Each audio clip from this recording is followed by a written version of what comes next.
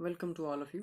आज का हमारा जो टॉपिक है, मेन टॉपिक, वो है torque on a dipole in uniform electric field. किसी डाइपोल के ऊपर टॉर्क जो है वो कितना प्रोड्यूस होता है, कैसे प्रोड्यूस होता है, कब, जब वो यूनिफॉर्म इलेक्ट्रिक फील्ड के अंदर रखा हुआ हो। अब ये टॉर्क क्या होता है वो देख लेते पहले।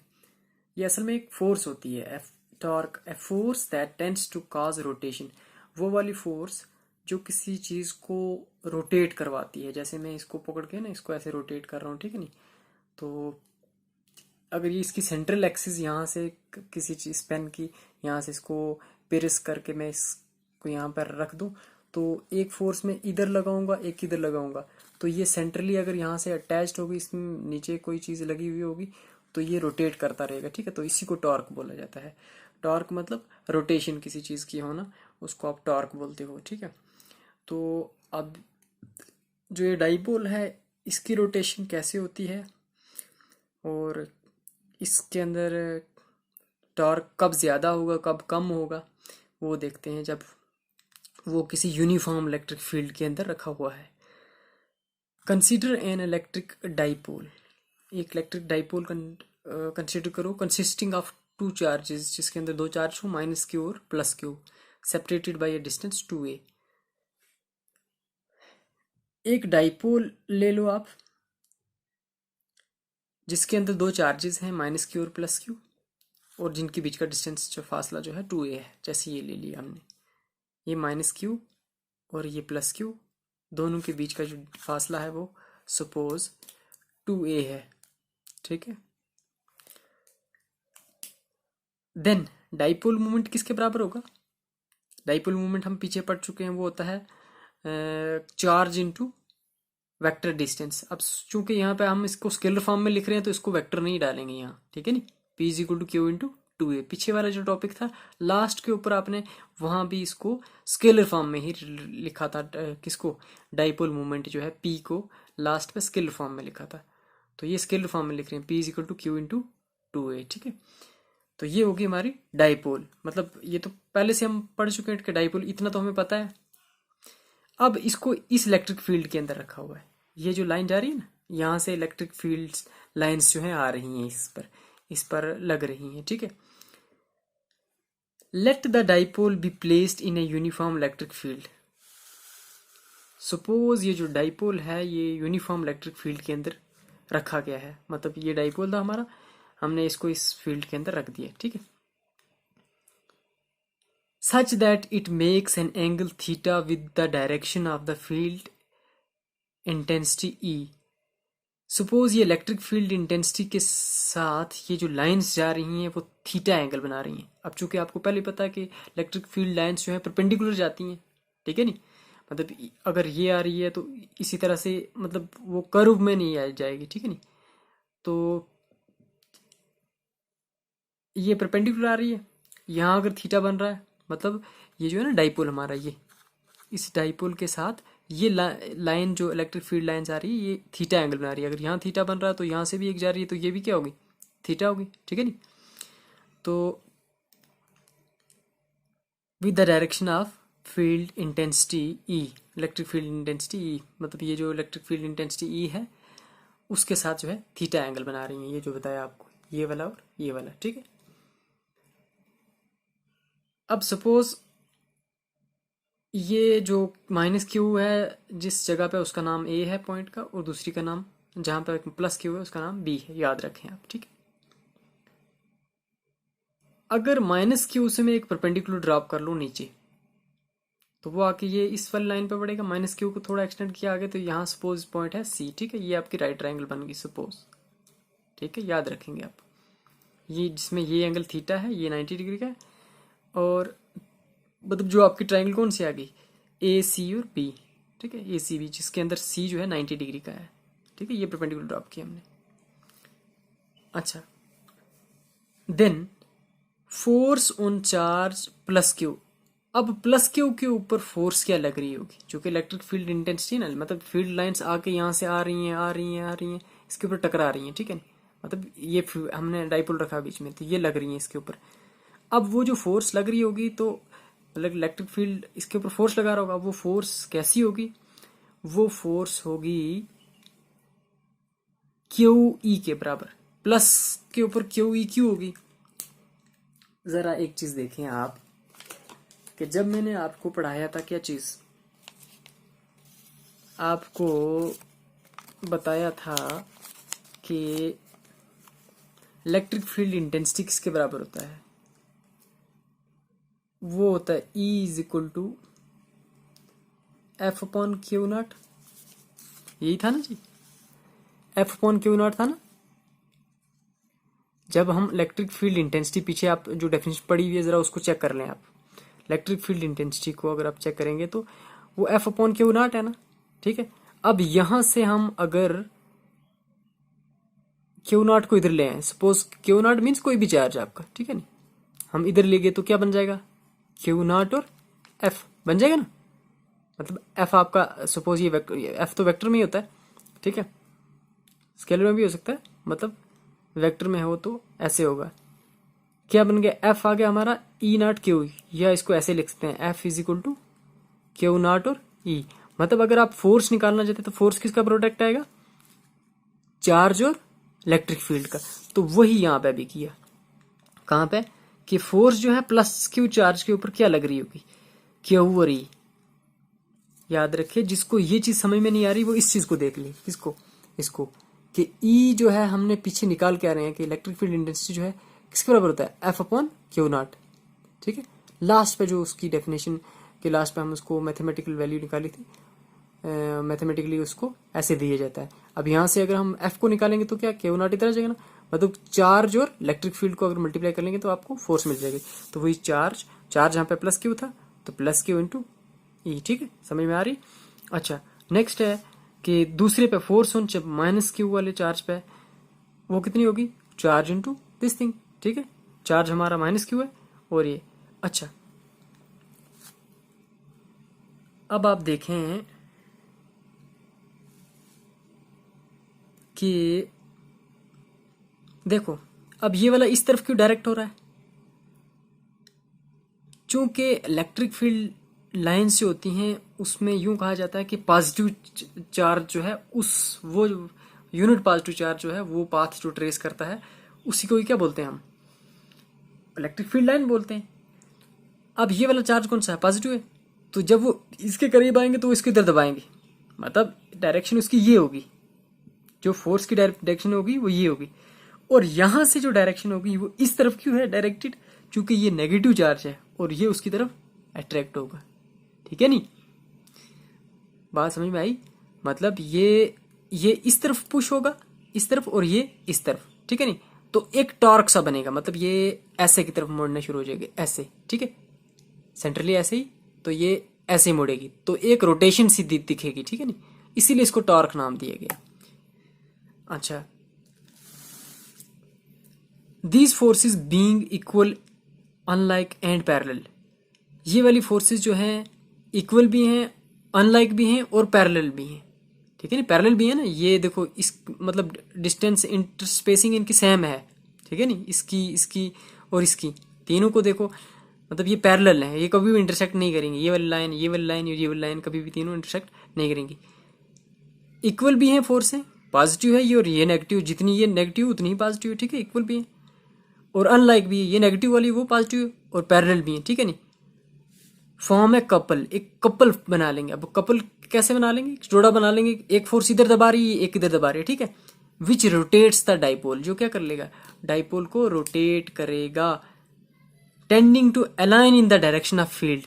कब तक, जब तक कि ये वाला डाइपोल यहाँ ऐसे पड़ा हो ना, याद रखें, देखो ये डाइपोल ऐसे है ना, अब इस डाइपोल को यहाँ पे पॉजिटिव चार्ज, ठीक है, इधर से इलेक्ट्रिक फील्ड लाइन्स यहाँ पे आ रही हैं, ठीक है, तो ये इसको इधर दबाएगी ऐसे, ठीक है, ये नेगेटिव वाली उधर, ठीक है नहीं, जब ये पॉजिटिव वाला प्रेशर पड़ा इधर तो नेगेटिव वाली इधर जा रही है, ठीक है, तब तक इसको रोटेट करती रहेंगी जब तक कि ये इलेक्ट्रिक फील्ड लाइंस के लिए ऐसे ना हो जाए। ये डाइपोल जो ऐसे है ना, ऐसे वाला, ये डाइपोल ऐसे ही रखा हुआ है, जब तक कि ये टेंड होके बिल्कुल अलाइन होके इसके इसी डायरेक्शन में आ जाए, ना आ जाए फील्ड की, तब तक कि ये जो है ऐसे ही रहेगा, ठीक है, तब तक ये टॉर्क जो है, रोटेशन जो है वो होती रहेगी, मतलब ये ऐसे ऐसे रोटेट करते करते करते करते ऐसे आएगा, जब तक ये फील्ड की अलाइनमेंट में यानी आ जाएगा उसके बाद ये रुक जाएगा। ठीक है। द मूवमेंट ऑफ कपल और टॉर्क, ये जो कपलिंग हुई मतलब दोनों फोर्सेस का जोड़ा बना जो, ठीक है नी, एक दोनों अपोजिट फोर्सेस का, एक एक तरफ लग रही है, दूसरी दूसरी तरफ, इसको टार्क, इसी को ही टार्क कहा गया इसमें। और टार्क इज गिवन बाय, किससे दिया जाता है, ये जो नया सिंबल आया है इसको पढ़ते हैं टाउ, TAU, टाउ, टाउ नहीं पढ़ना, टाउ पढ़ना। ठीक है, ये ग्रीक वर्ड है, मैंने यहाँ लिखा है tau, this symbol is read as tau, TAU। ठीक है, और ये होता किसके बराबर है, फोर्स कितनी लग रही है और परपेंडिकुलर डिस्टेंस कितना है। देखो, फोर्स इंटू परपेंडिकुलर डिस्टेंस।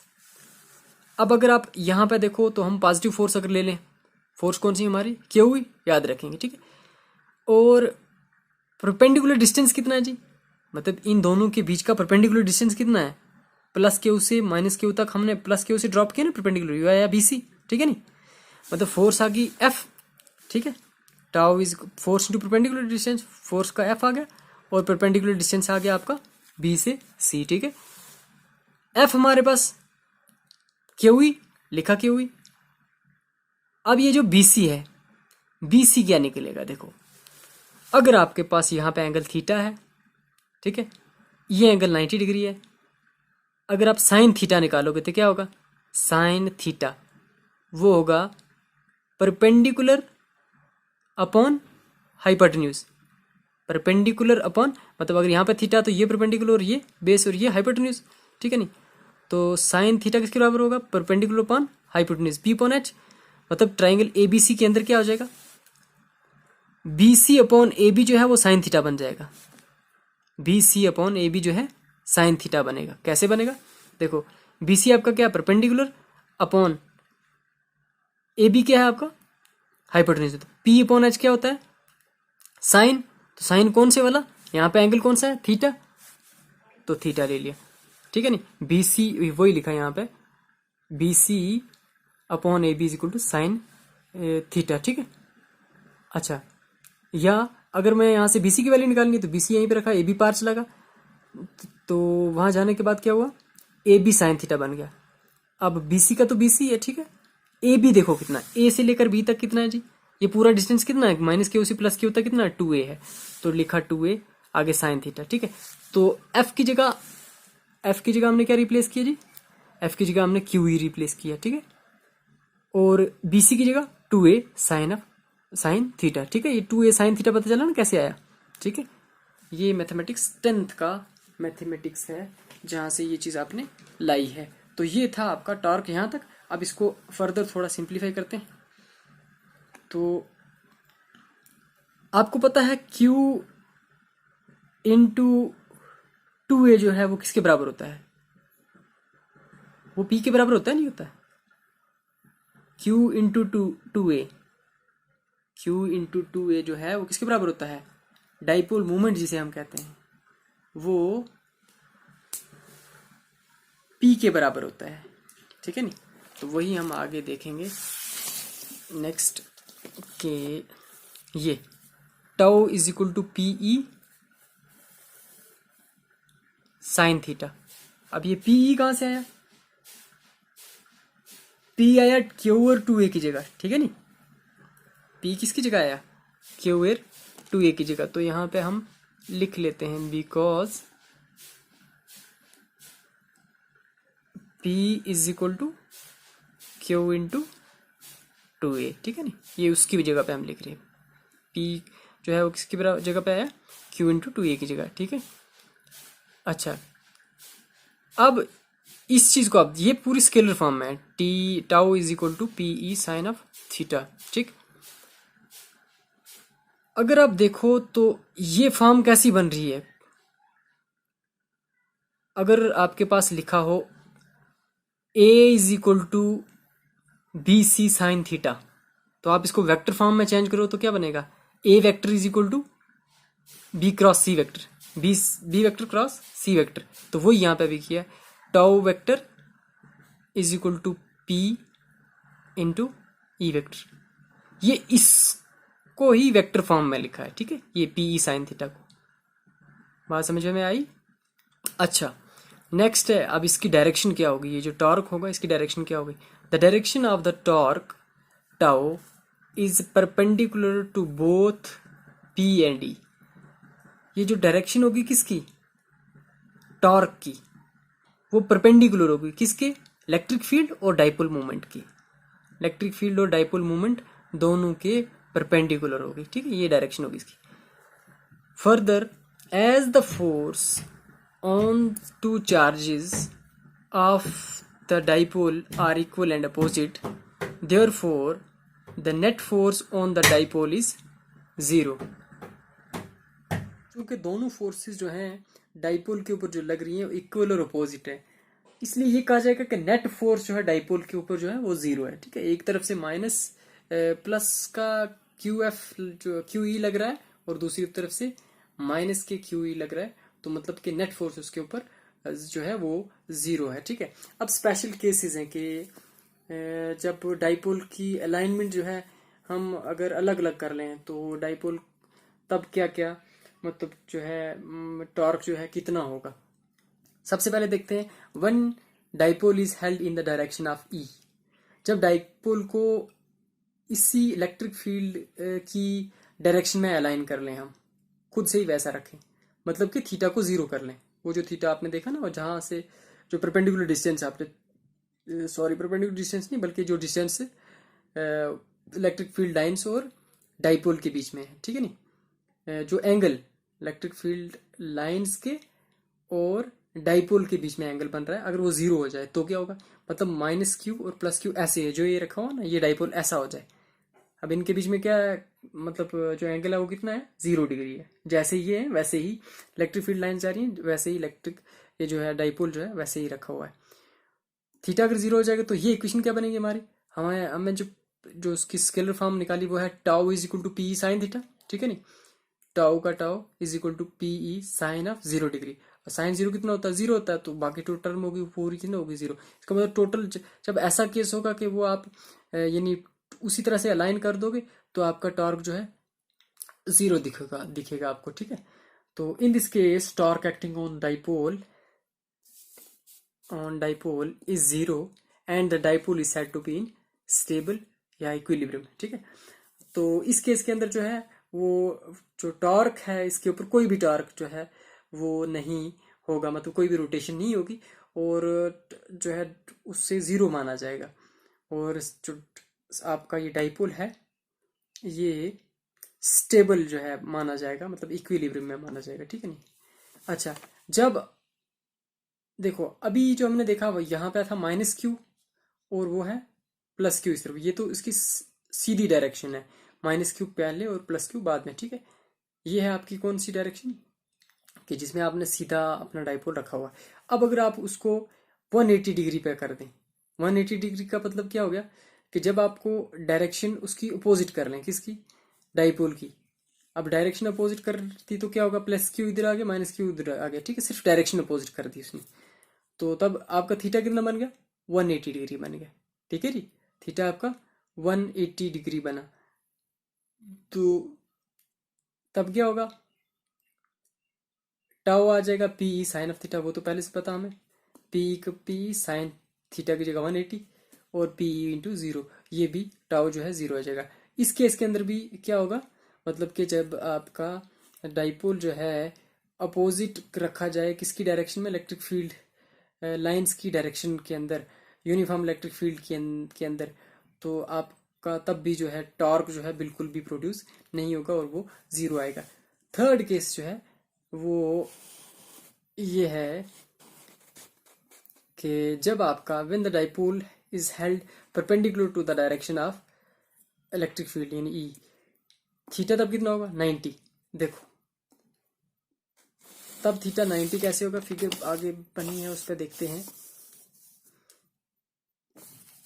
मतलब कि जब आपका डाइपोल ऐसे रखा जाए, यानी इलेक्ट्रिक फील्ड इधर जा रहा है, ये अच्छे से बना लेना आप, रफ में बनाई है मैंने सारी फिगर्स। तो ये इलेक्ट्रिक फील्ड जा रही है ना, इलेक्ट्रिक फील्ड लाइंस जा रही हैं ऐसे, इमेजिनरी लाइन्स है नहीं, इलेक्ट्रिक फील्ड इस डायरेक्शन में। तो ये आपने जो आपका क्या है डाइपोल रखा हुआ परपेंडिकुलर इसके, तो अब थीटा की वैल्यू कितनी हो जाएगी जी, अब थीटा 90 हो जाएगा है नहीं। तो P sine of theta, P sine of 90 degree, 90 degree sine 90 कितना होता है 1 होता है, तो पी ठीक है। तो ये जो है ये मैक्सिमम टॉर्क शो करेगा, सबसे ज्यादा रोटेशन इस केस के अंदर होगी, ठीक है।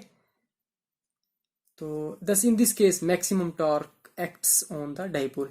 तो इसलिए हम कह सकते हैं कि इस वाले केस के अंदर जो है टॉर्क जो है मैक्सिमम होगा, जो कि किसके ऊपर एक्ट करेगा, डाइपोल के। और इस बार क्या होगा, ऐसे इसने रोटेट होना शुरू करना है, यहाँ से शुरू होगा रोटेशन देनी देते देते देते और जब तक ये यहाँ पे पहुंच जाता है, ठीक है। ऐसे अलाइन होगा तब तक वो मतलब क्या होता रहेगा, उस पर रोटेशन होती रहेगी। तो ये था आपका बहुत ही इंपॉर्टेंट टॉपिक, जिसका नाम था कि torque on a dipole in uniform electric field. याद रखें ये जो फील्ड है ये यूनिफॉर्म इलेक्ट्रिक फील्ड है, ठीक है नहीं। उसके अंदर मतलब पैरेलल जो है रेज, या आप रेज नहीं बल्कि आपकी पैरेलल लाइंस जो हैं जा रही हैं, किसकी इलेक्ट्रिक फील्ड लाइंस जो है पैरेलल जा रही हैं, ठीक है।